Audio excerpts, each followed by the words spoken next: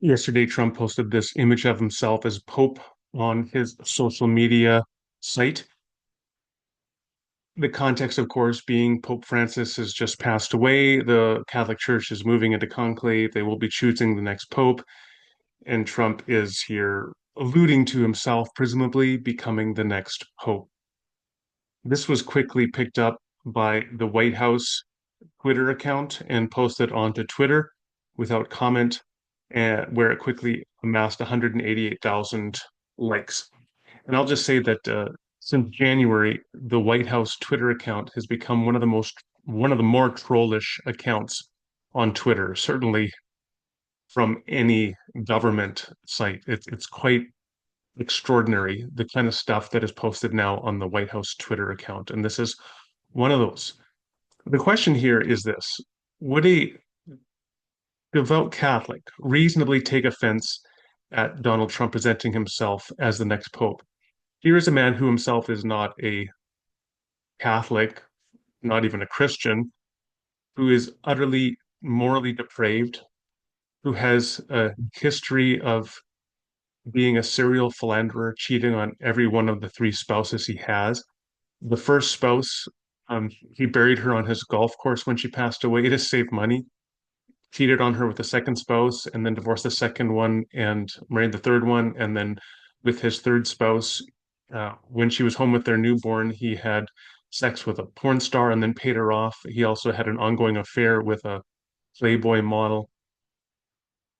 I mean, we could go on and on about this man's utter moral turpitude. He was convicted of 30 felony accounts, 30 felony counts. He was found to be an adjudicated sexual abuser because he sexually assaulted E. Jean Carroll. Uh, and he is a malignant narcissist, utterly immoral, criminal, disgusting human being. Presents himself as Pope. Would that reasonably be viewed as offensive? Yes, of course it would. And so Bill Kristol poses a reasonable question to the Vice President J.D. Vance, who professes to be a Catholic. He says, are you fine with this disrespect and mocking of the Holy Father? Great question. This is how J.D. Vance replies, and this is J.D. Vance is a snake by any measure. I think he has no moral compass whatsoever.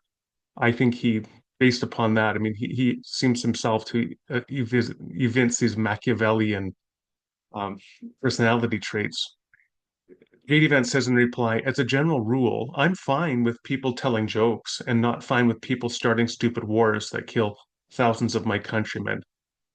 Now, first of all, nobody's talking here about starting wars. So that's an obvious deflection. That it could be that he's comparing the two, saying that starting wars is worse than quote unquote telling jokes. But that may very well be the case. It doesn't follow that one can't also take offense at Donald Trump's posting on his social media site. And of course, if JD Vance were really concerned with starting wars, he would be concerned with Putin having invaded Ukraine, which of course he is not.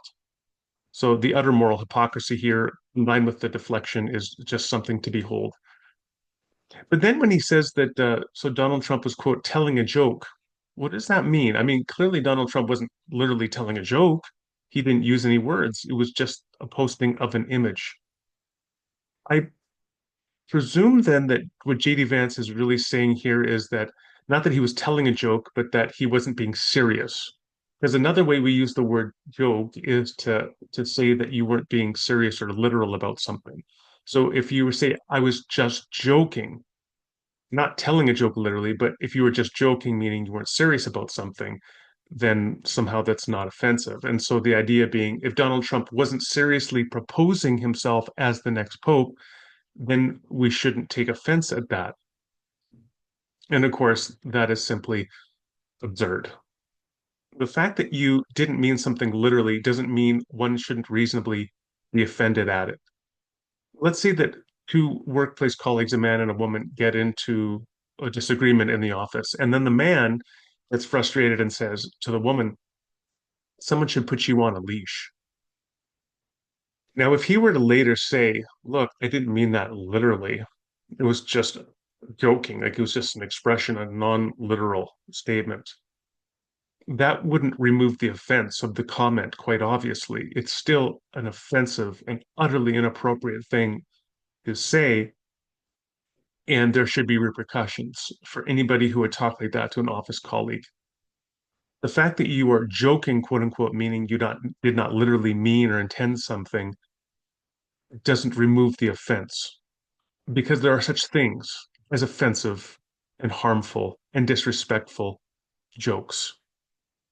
And an utterly morally depraved man like Donald Trump, who's not even a Catholic, posting an image of himself as the Pope is exactly that. It is deeply, profoundly offensive and disrespectful and mocking. And it's quite clear that JD Vance is fine with Donald Trump mocking Catholics, because that's essentially what he says here. He gives them a pass. He says, fine. What he's really concerned with is starting wars, not mocking the Catholic faith.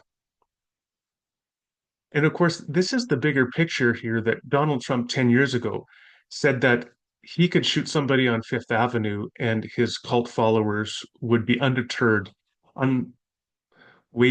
unwavering in their support for him, because it is an absolute quasi-religious support for this utterly immoral, craven human being that we have.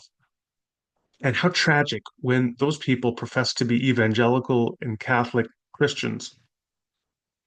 They say they follow a crucified and risen Savior, somebody who is defined by the virtues and values of the Beatitudes, and yet they themselves, in fact, are conformed to the image of Donald Trump and not to that of Jesus.